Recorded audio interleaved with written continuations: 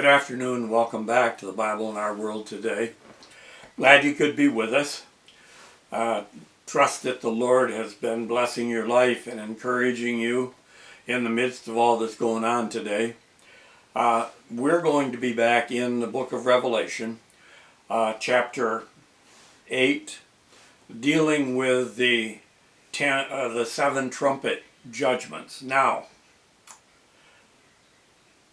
we won't probably touch on any of those today because the first 5 verses are the opening of the 7th and the last seal judgment. I'll explain that as we go along here. I did want to say that I did not get as deep into the 144,000 and the great multitude as I normally would have. I did 2 videos. Normally that would have been, if I was in a class setting, that would have been 3 to 4 45-minute messages. There's that much in there. But I didn't go that deep into it. I'm not sure on chapter 8 whether I will go that deep into that or not. I'm kind of hindered by the amount of time that I have to make each video. And so we're just going to have to see. I did want to mention that there's a lot of serious things going on today in our world. A lot of, for example, where we live right now, our farmers here are just starting to plant corn. In fact, they're probably a week or 2 behind right now because of all the cold weather. But also, because of what's going on in Iran, the Straits of Hormuz, that has got all those ships bottled up, the price of fertilizer has skyrocketed because it comes through those straits. And this is a serious situation for where we're in today in the United States. The price of gasoline and diesel fuel, tremendously high right now because of what's going on there. We need to be praying for our president and our leaders that somehow they will get this into a situation where these ships can pass freely through that strait and be able to, again, resupply the world with at least the 2 major items of the fuel and fertilizer. Now, fertilizer doesn't just affect the United States, it affects any country that is planting crops that need to be fertilized. So this is a serious situation which I don't believe a lot of people really understand how serious it is. But it is, and we need to be praying about these things and seeking the Lord on them to hopefully bring this to a close so that once again the world can receive these commodities that they need. It's just a serious situation. We're going to now, at this point, I could say a lot more, but I'm not going to. I'm going to just leave it go and see what happens. We'll have to see what transpires here in the world in the next week. But if you have a Bible, I would encourage you to take it and to follow along. We're going to chapter 8 of the book of Revelation. I'm going to read the first 5 verses, and then I'm going to make some explanations of things that are happening here. So if you have a Bible, you can read along with me. And when he had opened the 7th seal, there was silence in heaven about the space of a half an hour. And I saw the 7 angels which stood before God, and to them were given 7 trumpets. And another angel came and stood at the altar, having a golden censer, and there was given unto him much incense, and that he should offer it with the prayers of all the saints upon the golden altar which was before the throne. Verse 4, and the smoke of the incense, which came with the prayers of the saints, ascended up before God out of the angel's hand. And the angel took the censer and filled it with fire off the altar and cast it unto the earth. And there were voices and thunderings and lightnings and an earthquake. Now, let's go back and look at some of these verses and see what God is talking about here. It says when he opened the seventh seal, this is the last one, there was silence in heaven about the space of half an hour. The seventh seal becomes very significant in the narrative here. With the opening, excuse me, of this seal, some of the most, well, I'm going to just not some, the most important developments up to this point are now going to take place. Within the opening of this seventh seal, contained in that seventh seal are the 7 trumpet judgments and the 7 vial judgments. Basically, everything that's going to take place from the beginning here of chapter 8, the opening of this 7th seal, are contained in this 7th seal right up to the second coming of Jesus Christ. So this becomes a very important development in what is going to transpire or take place during the tribulation period. Now, as we look at this, we see some things are taking place. I'm spending a little time trying to think here about what I want to say. Are going to take place. Look at what he says here. He said with the opening of this seal, and I've covered the major things, the 7 trumpet judgments, the 7 bowl or vial judgments, leading up to the second coming of Christ. But he says when the seal is opened, there was silence in heaven about the space of a half hour. Try this sometime. A half hour is really not that long. But how long is a half hour? If I were to set where I'm setting right now, turn the camera off, don't open the door, and just sit here for a half hour in total silence, that would seem like quite a long time to me.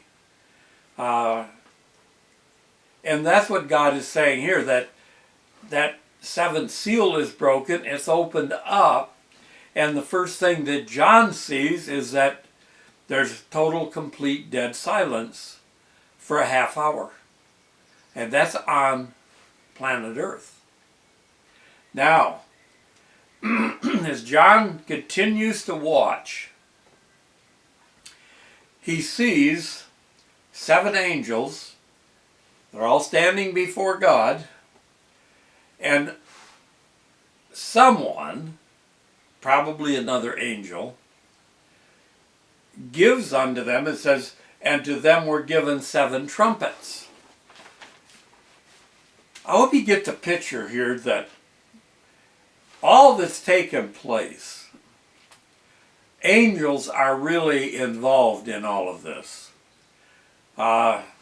Here we have 7 dedicated especially and only to the opening or the revealing of, or the playing, I guess you could say, of the 7 trumpet judgments. And he says another angel in verse 3. Now that's another angel outside of the 7. So we got another one here. This would be angel number 8. He has nothing to do with the trumpets, but he's got the other things that he does right here. And it says that he came and he stood at the altar. There is an altar in heaven before God. And it says a golden censer. He stood at the altar having a golden censer.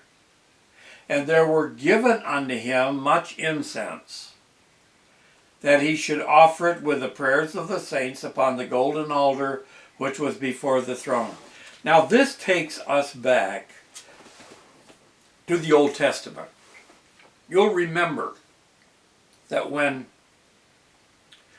God led Egypt, when Moses led Egypt, God led Egypt out of, or led Israel out of Egypt, that as Israel was traveling through the wilderness, God gave them instructions to build a tabernacle, which they did. You go back to the book of Genesis and you'll find it there.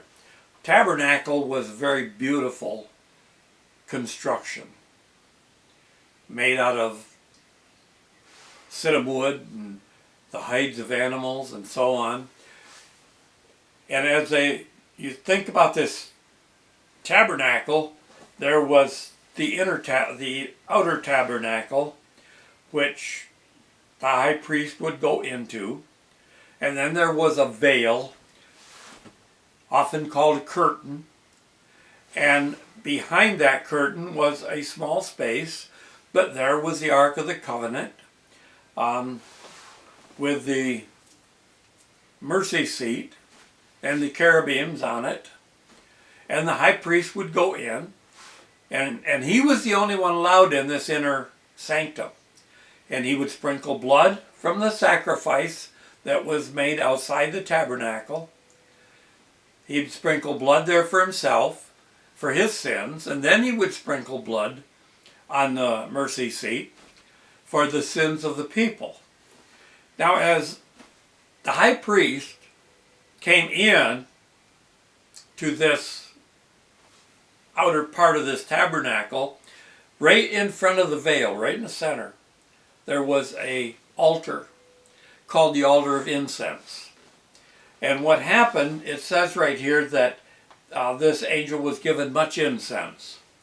There's a formula for the different, I don't know how to describe it, for the different materials that made up this like perfume, incense, that they would put on the altar before the Holy of Holies. And as this incense was lit with fire and began to burn, it would give off a marvelous aroma. And back in the Old Testament, it tells us that this aroma would ascend up, and that would represent the prayers of the saints in that Old Testament time. We see another picture of it here, and this is even future for us, because we're going to be raptured into heaven.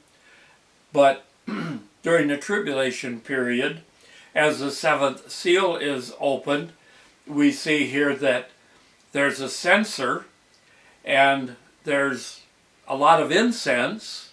He says here much incense that's going to be in the censer, and the aroma, there's fire in it, because it says in verse 4, in the smoke of the incense, so it's burning, and it ascends up from this altar before God, And it's coupled with the prayers of the saints, and it is again in this time the same as it was during the times of the tabernacle in the book of Genesis. It's a sweet aroma of the prayers of the saints that ascends up to God, and what it really is pleasing to God because it represents the prayers of the saints. What this does, and take note of this, it emphasizes the importance of prayer. And it emphasizes the importance of me praying and of you praying and of everybody that's a child of God, born again by the blood of Jesus Christ. It represents how important this incense, this smoke representing the prayers, it emphasizes how important the prayer is represented by the incense. It's a beautiful picture. By the way, when that high priest would have walked in to the outer part of the temple, our tabernacle, it would have been such a beautiful sight and smell in there from the incense burning that it's almost beyond imagination. And what a tremendous picture it is back in Genesis and here also as this incense burns. Now, he says, and I'm going to go back again and read verse 4, and the smoke of the incense, which came with the prayers of the saints together, ascended up before God out of the angel's hand, out of that censer. Now, verse 5, and the angel took the censer. Now, God does not reveal to us what the purpose of this is. I think maybe we can figure out a little bit of what the purpose is, given the context of what we have here. And the angel took the censer and filled it with fire off the altar and cast it onto the earth. And there were voices and thunderings and lightnings, and the earth quaked. What the voices are, God doesn't tell us. John only reveals to us that he heard the voices. There's no explanation. There are times in the Bible when God does not explain to us everything. Sometimes we just take it at his word and accept it, and this is what happens. And the voices, to me, are one of those times. Now, he says there's thunderings and lightnings. I believe, it's not explained here, but I do believe that if we were to go ahead and start reading the trumpet judgments, we're going to find some just devastating, catastrophic, terrible events that are going to take place through these trumpet and eventually vial judgments. Thunderings and lightnings are, when we think of those, we think of an impending storm. Oftentimes we'll look off in the distance and it'll be terribly dark and black, and you'll see lightning bolts in the sky and you'll hear the thunder from a far distance. My question is, the thunderings and the lightnings here an indication that there's impending doom coming? There's an impending storm on the horizon. That is God's judgment through the trumpets and through the bowls, the vials. I believe that's what this really represents. And he said there's an earthquake. Now, earthquakes are mentioned often in the Bible, especially when we're dealing with eschatology and we're dealing with the end times. It appears, and we'll see this later on, that there's going to be one day an earthquake.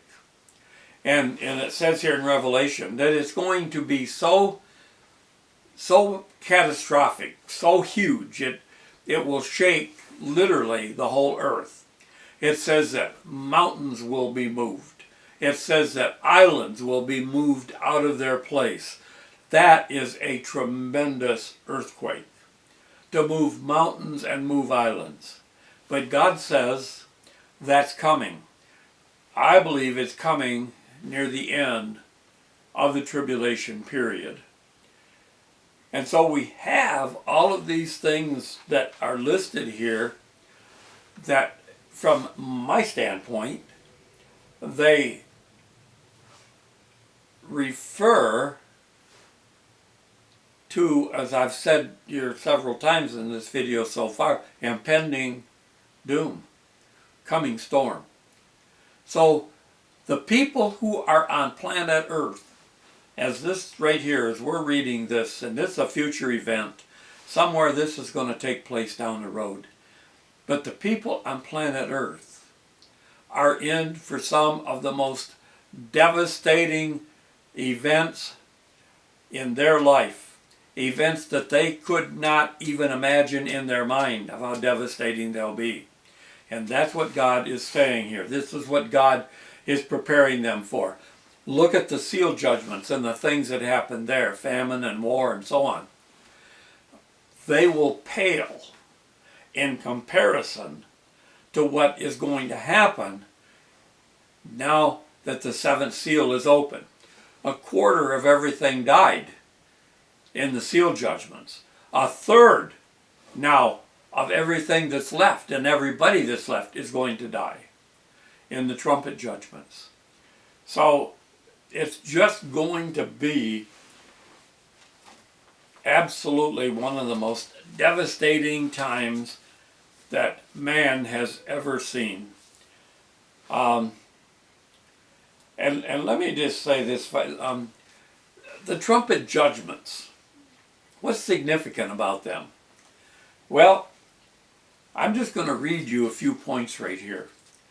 If you go back in the Bible and you start reading, studying trumpets alone, there's a considerable background in Scripture referring to trumpets. The trumpet sounded at times of public assemblies, called public assemblies together. Trumpets directed soldiers as it was blown. They blow the trumpets, direct the soldiers as they went into battle. Trumpets were blown at significant times or events listed on their calendar. The trumpets would sound on occasions of the giving of the law. Trumpets would sound on the first day of every month. Trumpets would sound to announce almost every important occasion that would take place in Jewish life. And so the trumpets are very significant. And here we are prepared to begin to look at the trumpet judgments. Verse 6 begins the first trumpet. And in the next video, I'm going to start going through the trumpets one at a time and making explanation of each one of them and what takes place. But in the meantime, don't forget and remember as you study eschatology, the seventh seal contains everything up to the second coming of Jesus Christ. The trumpet judgments, the bowl judgments, and everything in between contained in that seventh seal. That's an important seal in the seven seal judgments. Well, we're out of time. Next week, I will cover the trumpet judgments, one at a time. Until then, thank you very much for watching. I know sometimes I take a little time as I'm explaining some of these things, but I want to get it and word it so that you can understand it and what's taking place. Folks, everything that we're talking about here is going to take place in the future, and maybe the not too distant future. In the meantime, let's just continue to worship and serve Jesus Christ. Let Him work in our hearts and lives. And I want to thank you for watching the videos and being a part of this. Until next video, may God bless you and encourage your heart. And thank you very much for watching again.